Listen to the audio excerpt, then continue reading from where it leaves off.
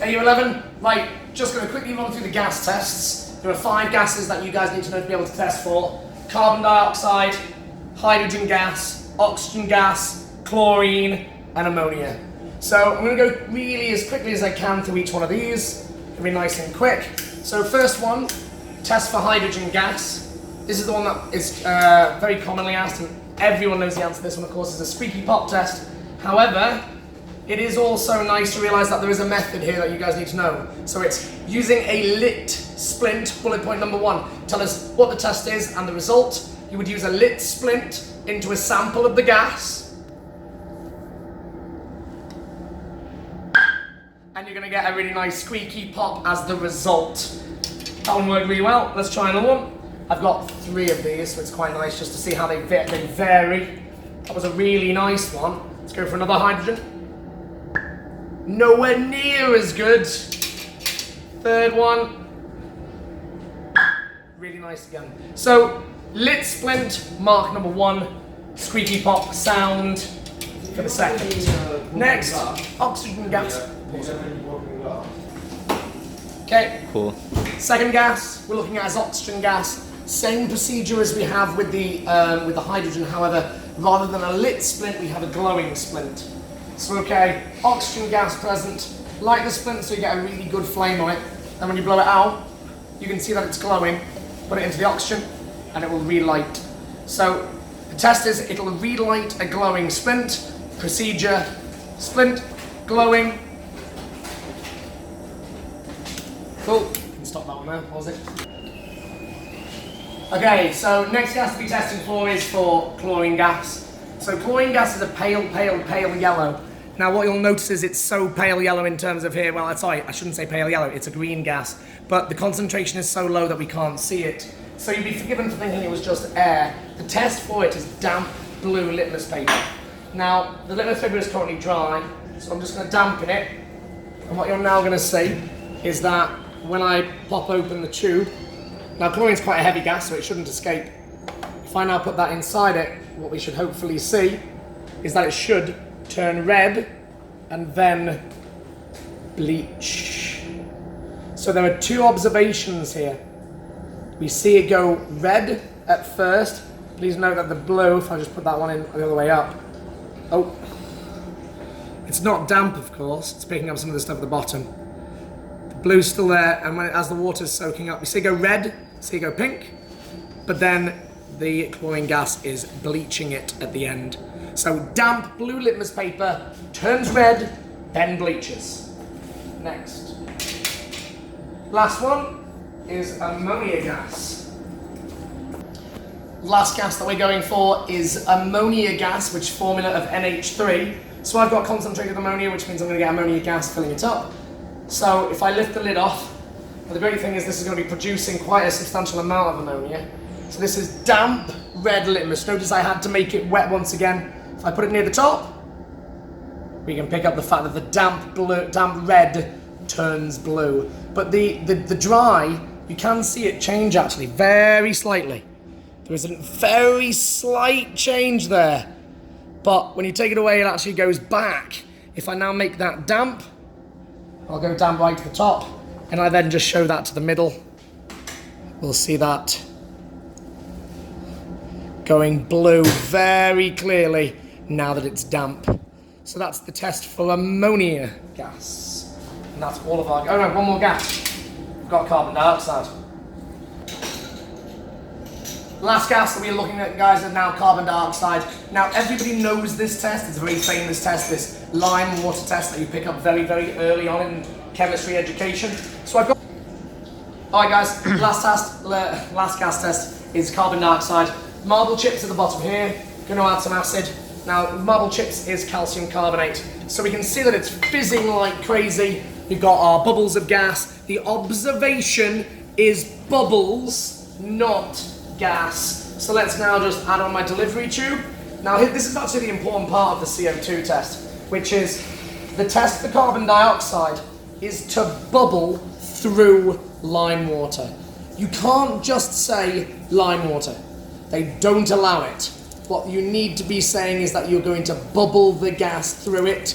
and you can see the observation that's now starting to happen. We're starting, of course, to use our classic term, the lime water turns cloudy.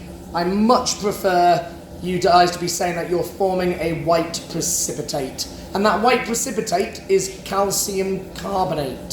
So that's what's then happening if I take that back out. So my lime water has gone lovely and cloudy, and there's my positive test for carbon dioxide. And we're done. Cool, gas test, finished. Okay guys, next test is for the halide ions. Working down on group 7, we don't test for the fluoride. The reason being is all fluorides are soluble. So you'll never form a precipitate.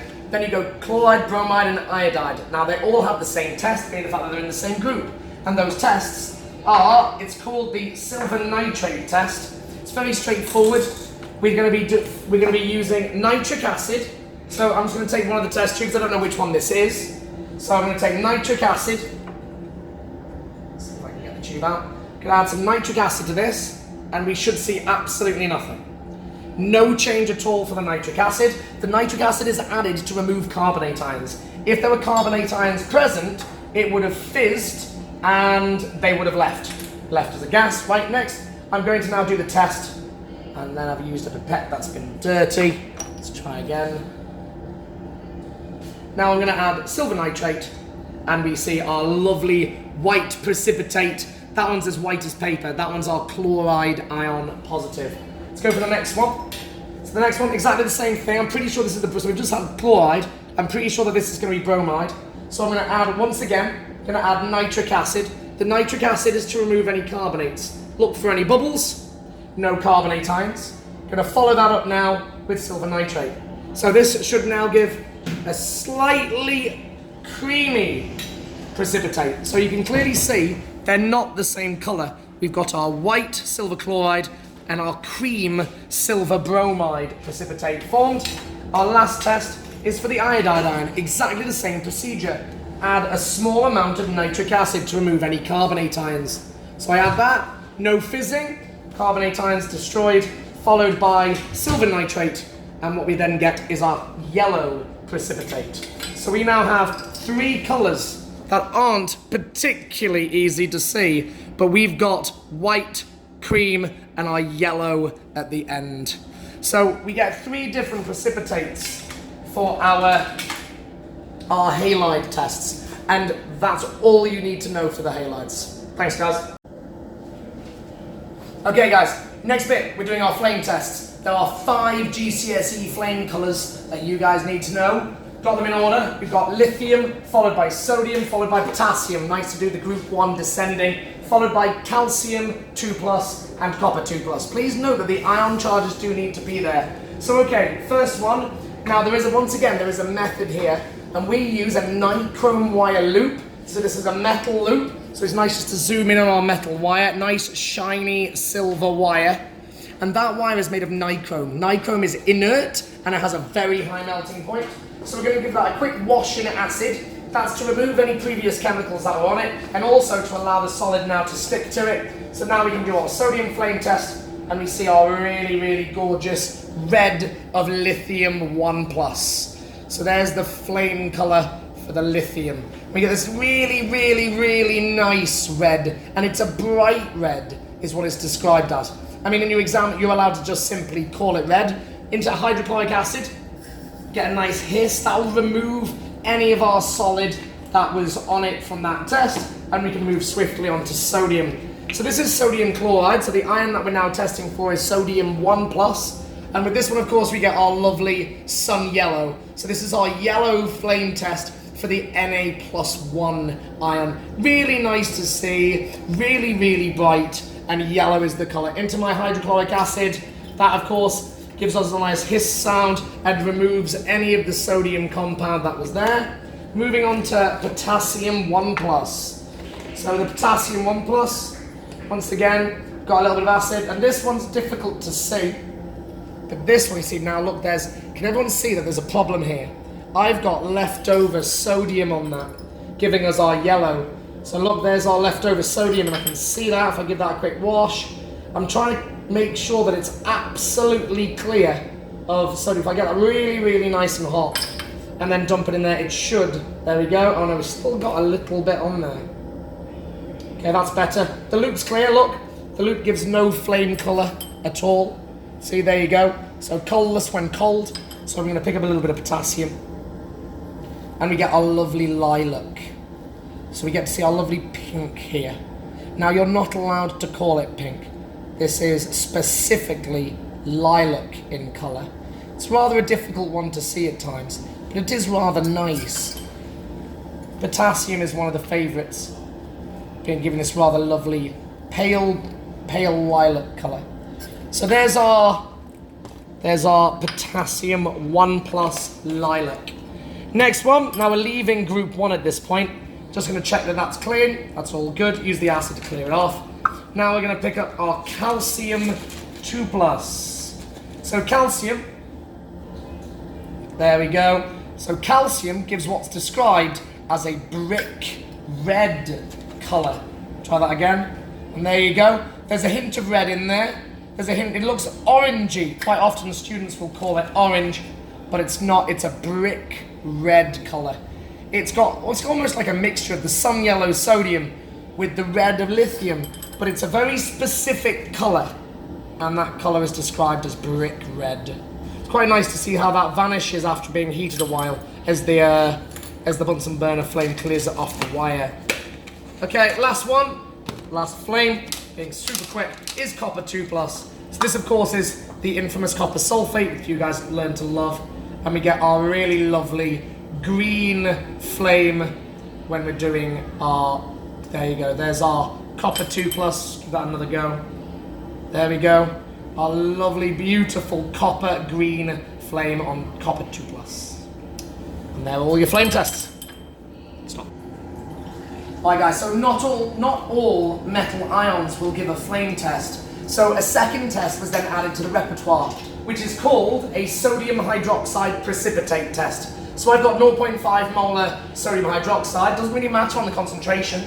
So what I'm now going to be doing is, I've got 3 solutions here for GCSE. I have got iron 3+, I have got copper 2+, and I've got iron 2+. So there's 2 iron ions here, folks, and you have to be really, really careful not to get these mixed up. So this one is iron 2. Now you can see that when I add this to the test tube, it is pretty much entirely colourless. Now that is deliberate. I've deliberately made sure that the concentrations are so low that you'd be forgiven for saying that the ions weren't even there. So what I'm now going to do is I'm going to add sodium hydroxide, and watch what happens. We now form a murky green solid. Now that is a solid, it looks like a solution, but if you actually get in close, you can see it's starting to become lumpy, and it's starting to what's called flock together. So I have formed a solid green precipitate for iron 2. I'll let that settle out.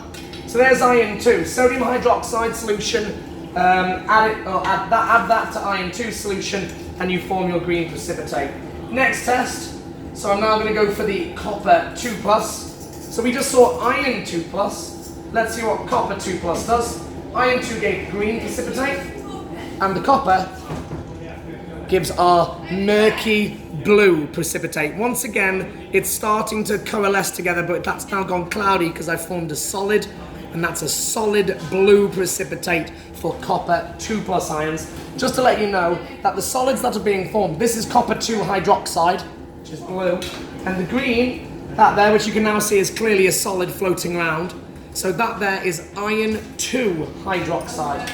The last one for this is our iron 3+. So once again, iron 3+ into the test tube, take a sample of it, add your sodium hydroxide, and we form a horrible brown precipitate. Once again, that'll just take a little bit of time just to group together and form into lumps.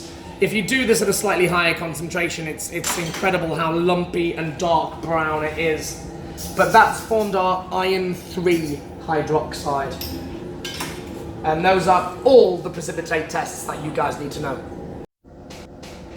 Alright guys, last test, 3 complex ions. We're first of all going to test for our sulfate ion, SO42-. This is done with barium chloride. Now the first thing you need to do is remove any carbonate ions. So I'm going to add a very small amount of hydrochloric acid. And as you can see, no fizzing at all. Now we're going to follow the hydrochloric acid. That, by the way, they're doing the same thing with the acid as it was with the silver nitrate test, but with nitric acid for the silver nitrate and hydrochloric for barium chloride. I'm now going to add barium chloride, and if a sulfate is present, then we get a nice white precipitate of barium sulfate.